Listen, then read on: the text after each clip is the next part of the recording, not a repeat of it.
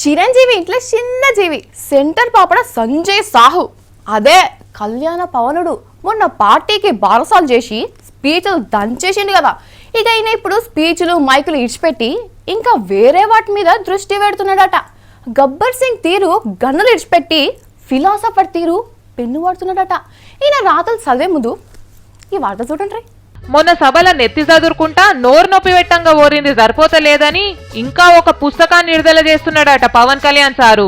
Janasena party సిద్ధాంతాలు విధానాల గురించి ఆయన స్పీచ్ లో చెప్పింది ఎట్లకెళ్ళి ఎవరికి అర్థం కాలేదు కదా, గవి అర్థం కానికే ఈ పుస్తకం విడుదల చేస్తారట. ఇగో గిదే నల్ల టేస్ట్ ఉన్నది కదా, గీ బుక్ పేరు ఇజం అట. ఇషం అనుకునేరు గీన అభిమానులు పవనిజం అంటారు కదా, అందులో పవన్ తీసేయంగా మిగిలిందే గీ ఇజం. ఇక గీ పుస్తకాన్ని 6 ఏళ్ల సంధి పవన్ కళ్యాణ్ ఆయన దోస్తేవలో ఉన్నాడు వరంగల్ అని చెప్పేసుడు రాజా రవితేజ అని వీళ్ళిద్దరు కలిసి రాసుకున్నారట.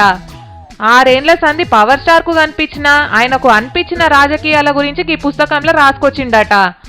మరి ఈ పుస్తకం కొన్ని దినాలనే విడుదల చేస్తామని చూస్తున్నారు.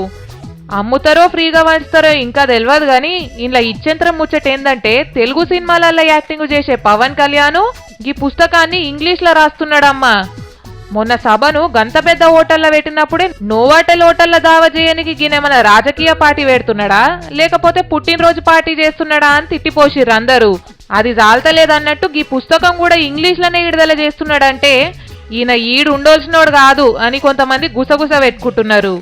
ఇంకా జరని దినాలు అయినాక తెలుగులో కూడా తర్జమా చేసి విడుదల చేస్తారట దీని. గాని మరి అండ్లనన్న పార్టీ సిద్ధాంతాలు ఉంటాయో లేకపోతే ఆళ్ళ మీద ఈళ్ళ మీద ఆడిపోసుకుంటా ఎక్కిరిచ్చుడే ఉంటదో చూడాలే మరి. అదే చదవాలే మరి.